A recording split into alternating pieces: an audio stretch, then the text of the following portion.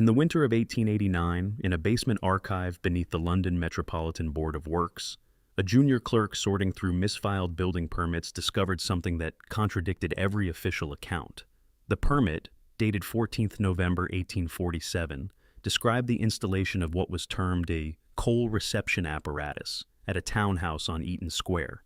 Yet the dimensions listed, 8 feet deep, 4 feet wide, is lined with acoustic tile, made no sense for coal storage. Coal required ventilation, not soundproofing.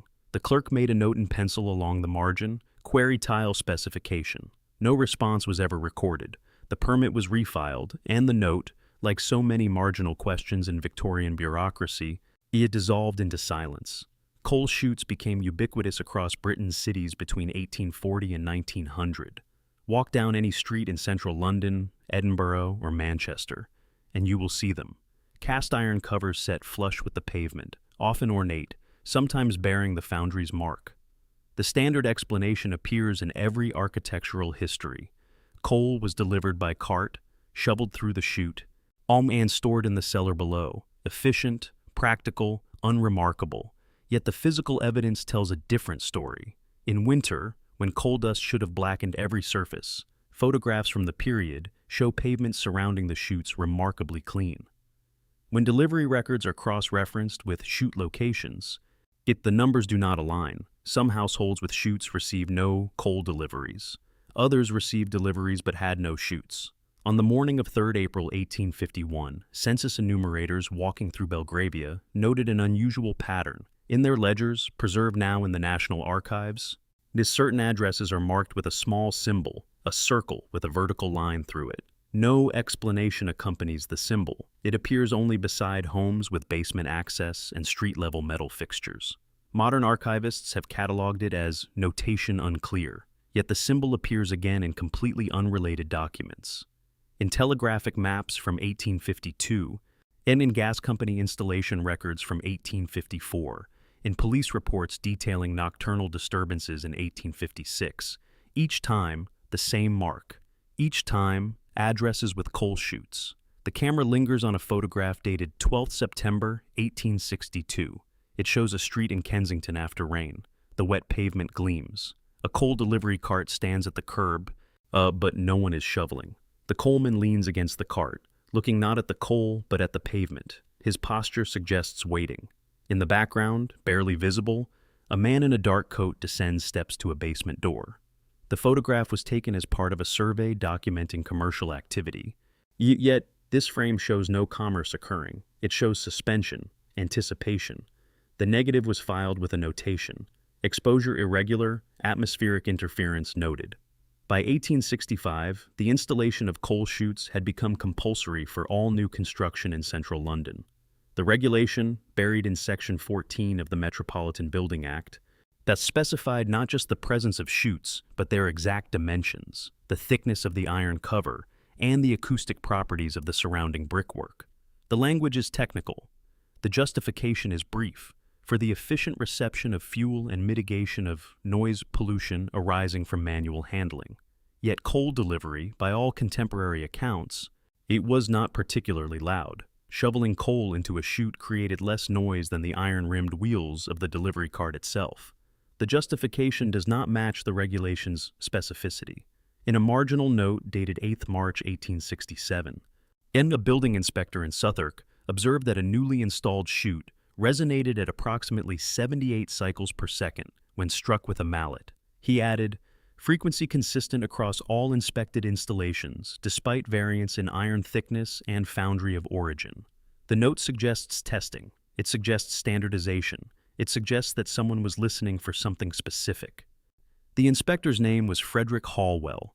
His reports from 1867 to 1869 contain 17 similar observations, each noting resonant frequencies, each cross-referencing chute locations with proximity to telegraph lines and gas mains. In 1870, Hallwell transferred to the fire brigade. His inspection records stop abruptly. No explanation is given. Dust motes swirl in the dim light of a cellar archive. The camera pulls focus to reveal a blueprint dated 22nd October 1871, labeled Standard Coal Reception Design, Approved Pattern. The drawing shows not just the chute, but an elaborate system beneath, a receiving chamber, angled walls, and a secondary shaft descending deeper than any coal cellar would require. A notation in the corner reads, "Depth to be determined by subsoil composition, minimum 12 feet below street level." Coal cellars were rarely deeper than 8 feet. Storage did not require precision depth, yet the blueprint insists on it. On the evening of 19th November 1875, a resident of Bloomsbury reported a low humming sound that persisted for 3 hours after midnight. Police logs describe it as mechanical in origin, more resembling distant machinery. No factories operated in the area, no construction was underway. The sound was reported as emanating from below street level. Several witnesses mentioned feeling vibration through the floor. One constable, writing his report by candlelight, noted that the vibration seemed to synchronize with the rhythm of passing omnibuses on the street above. He added, "Sound ceased at 3:14 a.m. Oh, precisely. Precision in such reports is unusual. Most noise complaints are vague. This one specifies the minute. A photograph from 1878 shows a workman installing a coal chute on a narrow street in Marylebone. The angle is odd, taken from above, or perhaps from a second-story window. The workman is not looking at the chute. He is looking down the street toward a man standing beside a wooden tripod. The tripod supports what appears to be surveying equipment, as though no construction survey was recorded for that location. The photograph was found in an envelope marked Miscellaneous Urban Works, filed among papers belonging to the General Post Office. Why the post office would archive a photograph of coal chute installation is unclear, unless the installation was not about coal. By 1880, its coal delivery practices had shifted. Mechanized hoists and street-level storage became common in industrial districts, yet coal chutes persisted in residential areas where they were least efficient. Delivery carts still stopped. Coal men still paused at the pavement, but the economics made less sense with each passing year. A report from the Coal Merchants Association, dated 5th June 1882, complained that continued adherence to chute delivery in districts served by improved methods results in increased labor time without corresponding increase in delivered volume. The merchants wanted to abandon chutes. Regulations prevented them. The justification cited preservation of streetscape aesthetics and noise abatement. Neither explanation addressed the merchants' concerns. In a leather-bound ledger from the London Hydraulic Power Company, an entry dated 14th January 1884 lists payments to F. Asherton Acoustical Consultation. The payment is substantial, £12, is equivalent to 3 months' wages for a laborer. Asherton's name appears in no professional directory. No other record of his work exists. Yet the payment is itemized as Advisory Services Subsurface Transmission Optimization. Hydraulic companies dealt with water pressure and pumping stations. Acoustic consultation seems unrelated. The ledger offers no further detail. The entry is crossed out in different ink, as though someone later decided it should not have been recorded. The camera traces the curve of a cast-iron chute cover, ornate with Victorian scrollwork. Rain pools in the shallow depressions. The water vibrates faintly, concentric rings expanding and contracting. No traffic passes, no obvious source of vibration is visible, yet the water moves. A close-up reveals the pattern, rhythmic, regular, approximately 1 pulse every 3 seconds. The footage is modern. It is shot in 2017 on a quiet street in Chelsea. The chute dates to 1886. The building above has been converted to flats. No coal has been delivered there in 90 years. Yet the water in the chute cover still ripples. In March of 1888, the Thames Embankment construction project uncovered a network of brick-lined tunnels beneath Whitehall. The tunnels were not sewers. They contained no drainage channels. They were not utility conduits. They held no pipes or cables. Engineering surveys described them as chambers of unknown purpose, approximately circular, lined with acoustic tile similar to that employed in concert hall construction. The chambers connected to street-level openings, some openings aligned with coal chute locations. The survey report recommended sealing the tunnels. It noted, structural integrity sound, all but purpose indeterminate. Recommend filling to prevent unauthorized access. The tunnels were filled with concrete. The locations were not mapped. The report was classified under infrastructure maintenance routine. A marginal note in a different hand, dated 3 weeks after the tunnels were sealed, reads, verify cessation of signal interference. The note is unsigned. It references no specific signal. Telegraph, pneumatic tubes, hydraulic pressure. The terminology is deliberately vague, as though the writer assumed the reader would understand without clarification. The next page of the report is missing. The page number skips from 47 to 49. No explanation is provided. No record indicates the page was removed. It is simply absent. On the afternoon of 6th October 1889, and a maintenance crew repairing gas mains beneath Kensington noticed that several coal chutes emitted a faint whistling sound when the gas pressure changed. The foreman's report describes it as a tone not dissimilar to that produced by an organ pipe, responsive to pressure differential in adjacent mains. He added, tone persisted for several minutes following pressure stabilization, is suggesting resonant accumulation. Gas companies had no reason to care about resonant accumulation. Gas flowed, pressure regulated, tone was irrelevant, yet the foreman documented it. He submitted the report to the Metropolitan gas referees, an irregulatory body that reviewed safety compliance. The referees acknowledged receipt. No action was recommended. The report was filed under observations, no safety implication. By 1892, as coal consumption in London had reached its peak, yet coal chute installations continued in neighborhoods where coal was increasingly replaced by gas heating. Building permits from Mayfair and Knightsbridge show chutes installed in homes explicitly designed for gas-fired heating systems. The permits list coal chutes as required infrastructure, though no regulation mandated them for gas-heated buildings. When questioned, yet the Metropolitan Board of Works cited municipal continuity standards. The phrase appears nowhere else in the regulatory code. It seems to have been invented for this purpose alone. A photograph dated 18th July 1895 shows a street festival in Clerkenwell. Bunting hangs between lampposts. Children play near a Punch and Judy booth. In the foreground, a coal chute cover lies slightly ajar. No one seems to notice. Yet in the background, a man in a bowler hat stands motionless, looking directly at the open chute. His expression is difficult to read in the grainy image. But his posture is rigid. He does not move while the people around him blur with motion. The photograph was taken with a relatively short exposure for the period, suggesting bright sunlight. Yet the man's stillness made him appear as sharp as the buildings behind him. The photographer noted in his journal, subject remains stationary for duration of setup and exposure, approx. 4 minutes. Unusual discipline for candid subject.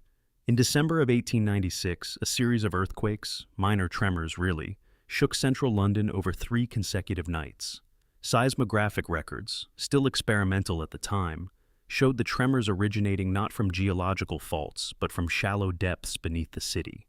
The epicenters shifted slightly each night, tracing a rough line from Westminster to Camden. A geologist named Thomas Whitmore published a brief paper suggesting the tremors were related to subsurface voids or collapsed tunnels. His paper was published in the Proceedings of the Geological Society and received little attention. Whitmore's subsequent research proposal, seeking funding to investigate subsurface acoustic phenomena, was denied. The review board noted, "Topic lacks sufficient geological relevance." Whitmore did not publish again. He died in 1901. His personal papers were destroyed in a fire. The camera holds on a ledger page dated 9th February 1899. The page lists maintenance expenditures for municipal infrastructure. Most entries are routine: street lamp, repairs, pavement resurfacing, sewer inspections. One entry stands out: coal chute verification, £340. The amount is extraordinary. For comparison, its resurfacing an entire street cost approximately £200. Verification of what? The ledger does not specify. The expenditure is approved without annotation. The signature is illegible. By 1900, more coal chutes had become invisible. They were so common that they disappeared into the texture of urban life. Photographs from the Edwardian-era show them as incidental details, background elements in street scenes, barely noticed by pedestrians who stepped over them daily. Yet their maintenance continued. Municipal records show regular inspections, repairs, and occasional replacements. The justifications remained vague: infrastructure upkeep, pavement integrity, historical preservation. None of these justifications explained why coal chutes required more frequent inspection than water mains or gas lines, both far more critical to public safety. In a file dated 11th March 1903, A Metropolitan police report describes a complaint from a Bloomsbury resident who claimed to hear voices emanating from a coal chute at night. The reporting officer noted, "Complainant insists voices distinct and conversational in tone, and not attributable to passers-by. Investigation revealed chute cover secure and cellar unoccupied. No source identified. Complainant advised matter closed. The report is stamped dismissed, no evidence." Yet 3 similar complaints from different addresses appear in subsequent months, all describing voices from coal chutes, and all dismissed as auditory hallucinations or misidentifications of street noise. The complaints stop after June 1903. Either the phenomenon ceased, or residents stopped reporting it. A blueprint discovered in 2003 during renovations at the former Board of Works building shows a proposed modification to standard coal chute design. The blueprint is dated 28 September 1907. It depicts a chute with a secondary chamber beneath the primary receiving bin, separated by a perforated iron plate. The perforation pattern is precise, holes arranged in a hexagonal grid, each hole exactly 12 millimeters in diameter. The notation reads, "Filtration plate, install as per acoustic specification sheet 14B. Sheet 14B was never found. The modification was apparently not implemented, or if it was, and no record confirms it. The blueprint is stamped experimental design, trial pending. No trial results exist." On 22 April 1910, the London Underground expanded its Piccadilly line. During excavation, workers broke through into a void beneath Covent Garden. The void was described in the engineer's log as a chamber, brick-lined, dome-shaped, height approximately 15 feet, to purpose unknown. The chamber connected via a narrow shaft to street level, terminating beneath a coal chute. The engineer noted that the chamber's acoustics were remarkably clear, a whisper at one end audible at the other. The chamber was documented, photographed, and then filled with rubble to prevent tunnel collapse. The photographs were filed with the London Transport Museum archive. They show curved walls, soot-blackened but intact, and carved into the brick near the apex, barely visible, a date, 1851, the same year the census enumerators marked their mysterious symbols. By 1914, the advent of war shifted attention away from municipal infrastructure. Coal chutes remained, but their cultural presence faded. Wartime rationing reduced coal deliveries. Basements were converted to shelters. The chutes themselves were often sealed with sandbags or concrete to prevent blast debris from entering. A photograph from 1917 shows a London street after a Zeppelin raid. Buildings are damaged, rubble litters the pavement, but the coal chutes, visible in the foreground, are intact. Their cast iron covers show no damage, though the pavement around them is cratered. The iron seems disproportionately robust. Or perhaps it was simply luck. The photograph offers no explanation. In 1923, a retired postal engineer named Albert Grimshaw published a brief memoir titled Subsurface Communications in the Victorian-era. The memoir, printed privately in an edition of 50 copies, mentioned a network of acoustic relays installed beneath London streets in the 1860s and 70s. Grimshaw described them as experimental infrastructure for transmitting sound signals without wires, predating radio by decades. He claimed the system used natural subsurface resonance to carry vibrations across distances, with street-level access points disguised as ordinary fixtures.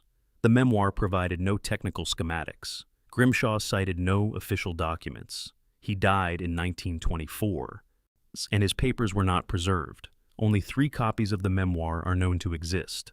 One resides in the British Library, catalogued under Personal Narratives, Unverified. The other 2 are held by private collectors. When contacted in 2011, one collector noted that several pages in his copy appeared to have been carefully removed, likely by Grimshaw himself before printing. The camera shifts to a municipal archive in Camden, where afternoon light filters through dust-covered windows. A file dated 7th November, 1928, contains correspondence between the London County Council and the Ministry of Health. The subject is listed as Subsurface Sanitation Assessment. Most of the correspondence concerns sewer maintenance and water table monitoring, but on the 4th page, a single paragraph stands out. In reference to your inquiry regarding acoustic fixtures installed 1847 to 1895, we confirm that operational mandate ceased following armistice. Fixtures remain structurally sound and pose no public health risk. Recommend retention as historical elements without functional designation. The paragraph is typed. All but a handwritten note in the margin reads, "Confirm all access points sealed per Protocol 7. Protocol 7 is not defined elsewhere in the file. No other document references it." In the winter of 1931, during excavations for the new Waterloo Bridge, construction crews discovered a series of brick conduits running parallel to the Thames. The conduits were approximately 3 feet in diameter, as too small for sewage, too large for gas pipes. They were lined with a ceramic material that one engineer's report described as similar in composition to phonograph horn material, dense, non-porous, acoustically reflective. The conduits terminated at regular intervals, is each terminus aligned with a vertical shaft rising to street level. Some shafts had been filled decades earlier, others remained open, their upper ends capped with cast iron. The engineer who documented them, a man named Douglas Petrie, noted in his daily log, "Curious that such elaborate construction was undertaken for unknown purpose. The precision of the work suggests significant investment, yet no contemporary maps show these structures." Petrie submitted a formal inquiry to the London County Council, requesting historical documentation. The response, dated 19 February 1932, Jean stated, "Records from the period in question are incomplete due to reorganization and archive consolidation. We have no documentation pertaining to the structures you describe. Recommend proceeding with demolition as necessary for bridge construction. The conduits were broken apart. The ceramic lining was discarded as rubble. Petrie kept a single fragment, approximately 6 inches square. The fragment remained in his family's possession until 2009, when his granddaughter donated it to the Museum of London. The museum catalogued it as architectural fragment, origin uncertain, Victorian-era.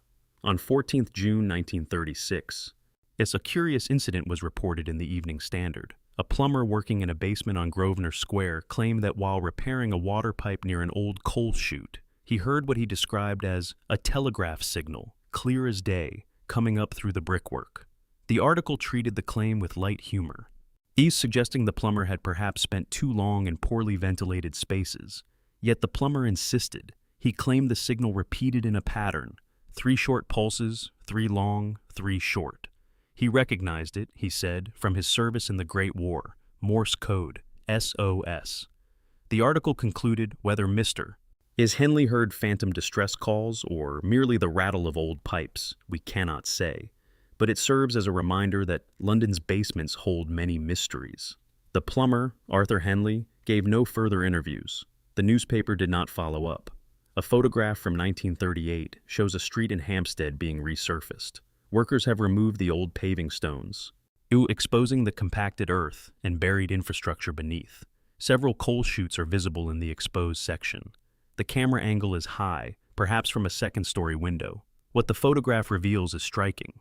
The chutes do not simply drop into shallow receiving bins. They connect to horizontal passages, brick-lined, or running beneath the street itself. The passages are visible in cross-section, where the pavement has been removed. One worker stands inside an exposed passage, which appears tall enough for a person to crouch within. The photograph was taken as part of a municipal documentation project. The caption, written on the back, reads, "Hampstead High Street, repaving work, exposing obsolete coal delivery infrastructure." The word obsolete is underlined twice. By 1939, the outbreak of the Second World War transformed London's underground spaces. The tube became a shelter. Basements became refuge. Coal chutes were sealed again. It's this time with steel plates welded over the cast iron covers. Civil defense guidelines, issued in September 1939, specified that all subsurface access points not essential for shelter egress are to be secured against infiltration and blast. The guidelines listed coal chutes specifically. They recommended sealing them from below as well as above. The reasoning cited was protection against incendiary devices dropped through street-level openings. Yet incendiary bombs were far more likely to penetrate roofs than to fall precisely through narrow chutes. The precaution seemed disproportionate unless the chutes led to something worth protecting or concealing. A Ministry of Home Security report dated 3 March 1941 describes an incident during a bombing raid. A high-explosive bomb struck near Tavistock Square, creating a crater approximately 20 feet across. The blast destroyed several buildings and ruptured gas and water mains, but the report includes an unusual addendum. Explosion also breached a subsurface cavity of unknown origin, depth approximately 18 feet, lined with brick and tile, and no current utility function identified. Cavity extended laterally beneath adjacent properties. Royal Engineers Survey recommends sealing cavity with concrete to prevent structural instability. The cavity was sealed. No further investigation was conducted. The war made such inquiries impractical. Survival took precedence over archaeology. In the autumn of 1945, with the war ended and reconstruction beginning, a committee was formed to assess London's damaged infrastructure. The committee's reports, now held at the National Archives, focused primarily on roads, bridges, and utilities. But one report, dated 12 October 1945, briefly mentions Victorian-era subsurface installations of indeterminate purpose, discovered during debris clearance. The report notes that these installations appear to form a network, though mapping is incomplete. It recommends that until purpose can be established, its installations should be documented photographically before removal or sealing. Approximately 40 photographs were taken. They show brick chambers, ceramic-lined passages, and iron fixtures. The photographs are stored in a box labeled Infrastructure, Historical, No Action Required. No analysis was ever published. The installations were sealed or demolished as reconstruction proceeded. A close-up shows one photograph in detail, a circular chamber, perhaps 10 feet in diameter, its walls covered in acoustic tile arranged in a geometric pattern. The tiles are intact despite decades underground. In the center of the chamber floor, set into the brick, it is a bronze plate engraved with concentric circles and radial lines, an abstract pattern that resembles a compass rose or a frequency diagram. The photograph is dated 18th November, 1945. No other context is provided. The chamber's location is not specified.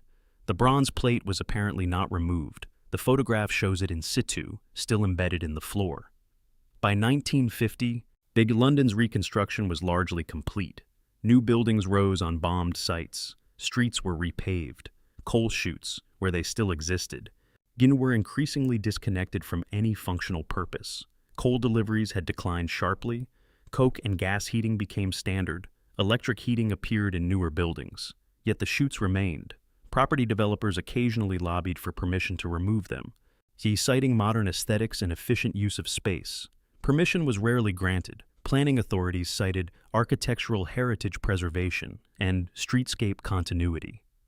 The language was bureaucratic and bland, designed to end discussion rather than invite it. In a memo dated 9th July 1953, a junior planner at the London County Council questioned the preservation policy. He wrote, "Coal chutes serve no current function and impede efficient pavement maintenance. Given their obsolescence, what heritage value justifies retention?" The response from a senior official, he was terse. Policy established 1926. See Standing Directive 14F. No revision under consideration. Directive 14F is not included in the publicly accessible planning archives.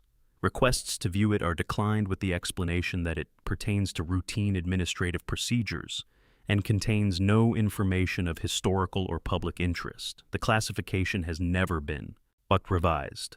On the evening of April 22, 1958, residents in several Chelsea neighborhoods reported a low-frequency humming sound that persisted from approximately 9 p.m. until just after midnight. The sound was described variously as mechanical, like a distant generator, or similar to a tube train but deeper.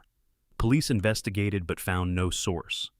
The Metropolitan Police report, filed the following day, noted, "No industrial activity in area. Underground railway not in operation at reported times.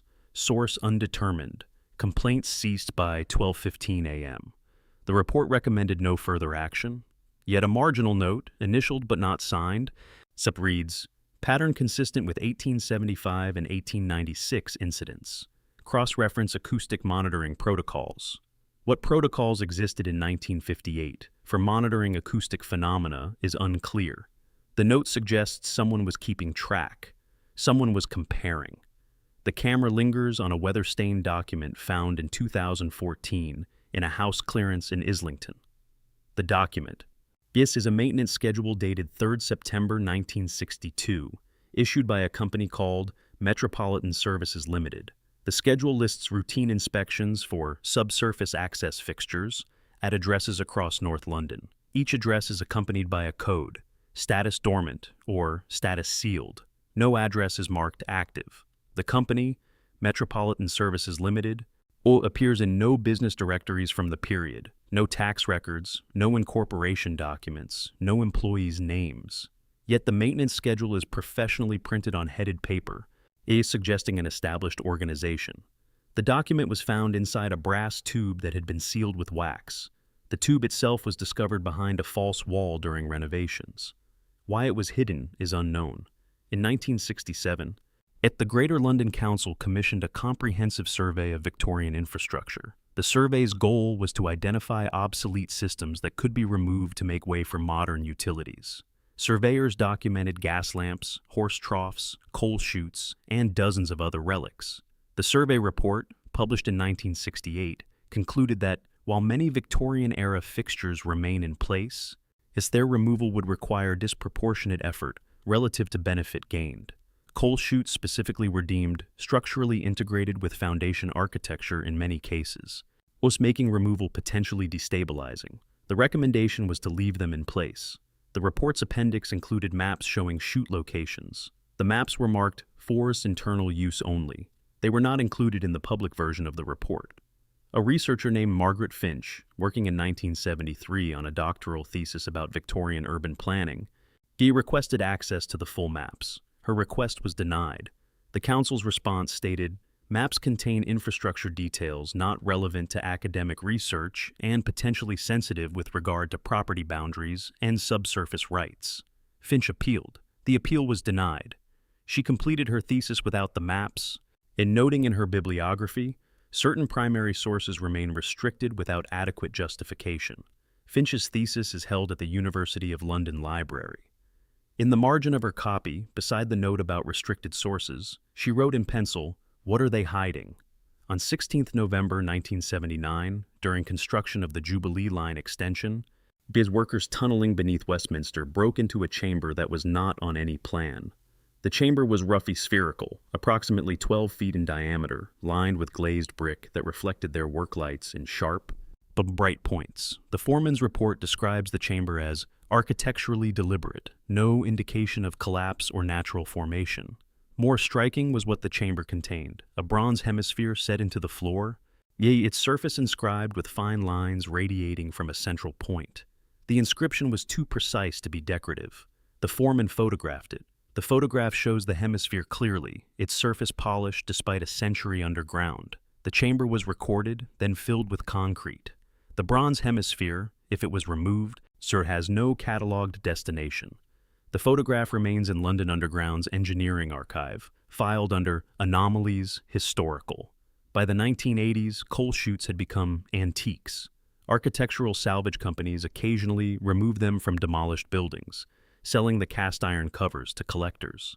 The covers were prized for their Victorian craftsmanship, ornate patterns, foundry marks, dates cast into the metal. But some dealers noted something curious. Certain covers, when struck, rang with a clear, sustained tone, like a bell.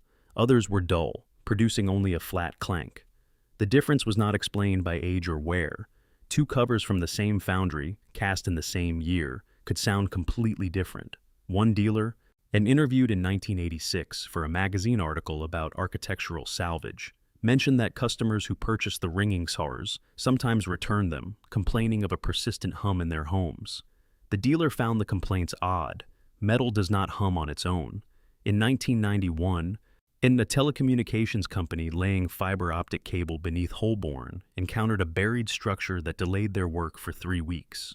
The structure was a brick-lined tunnel, approximately 5 feet high, running east-west beneath the street. The tunnel was empty. It contained no pipes, no cables, no evidence of previous use. Yet its construction was meticulous. Every brick precisely laid, the mortar still sound after more than a century.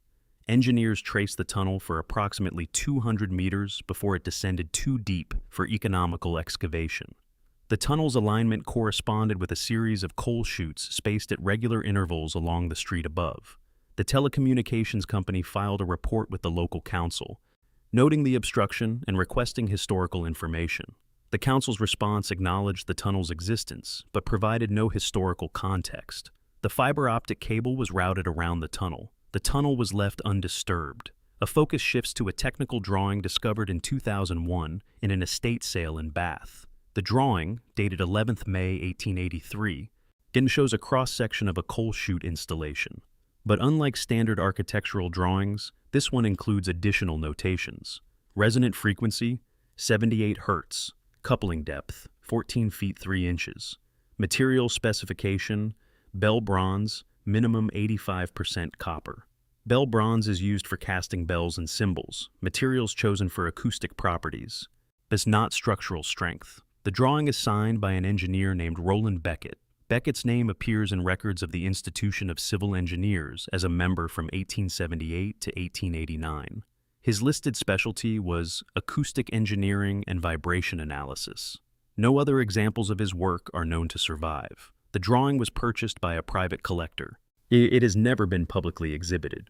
On the 7th of September 2003, during excavations for the Crossrail project, construction crews uncovered a network of brick-lined chambers beneath Farringdon. The chambers were interconnected by narrow passages, too small for human passage but large enough for sound to travel. One engineer, documenting the find, described the network as resembling an acoustic labyrinth, every surface angled to reflect and channel sound. The chambers were empty, no artifacts, no residue, no clue to their purpose. But when the engineer spoke into one chamber, his voice emerged, faintly but distinctly, from an opening 30 meters away. The network was mapped, photographed, and then destroyed. Crossrail's construction schedule could not accommodate archaeological delays. The documentation was filed with the Museum of London Archaeology. A brief summary was published in a technical report. The full details remain unpublished. In 2008, a graduate student named Thomas Healy began researching Victorian subsurface infrastructure for his master's thesis. Healy focused specifically on coal chutes, collecting building permits, maintenance records, and photographs. He noticed patterns. Chutes were clustered in certain neighborhoods, or often along straight lines that did not correspond to coal merchant routes or transportation networks. When he plotted chute locations on a map, the clusters aligned with telegraph lines, railway stations, and government buildings. Healy hypothesized that coal chutes were part of a broader communications network, perhaps acoustic or pneumatic, but predating modern telecommunications. He submitted his thesis in 2009. It was rejected. The review committee's feedback stated, hypothesis insufficiently supported by evidence. Correlation does not imply causation. Recommend focusing on documented infrastructure systems. Healy did not resubmit. He left academia. His research notes are held at the University of Westminster Library, catalogued under unpublished graduate research. The camera holds on a modern street scene in Kensington. The year is 2019. A commuter pauses at a crossing, waiting for the light to change. She stands directly over a coal chute, its iron cover worn smooth by more than a century of footsteps. She does not look down. No one does. The chute is invisible, absorbed into the texture of daily life. Yet beneath her feet, the infrastructure remains. The shaft descending into darkness. The brick-lined chamber. The acoustic tile still intact. The light changes. She crosses. The camera lingers on the chute. Rain begins to fall, pooling in the shallow depressions of the iron. The water vibrates faintly.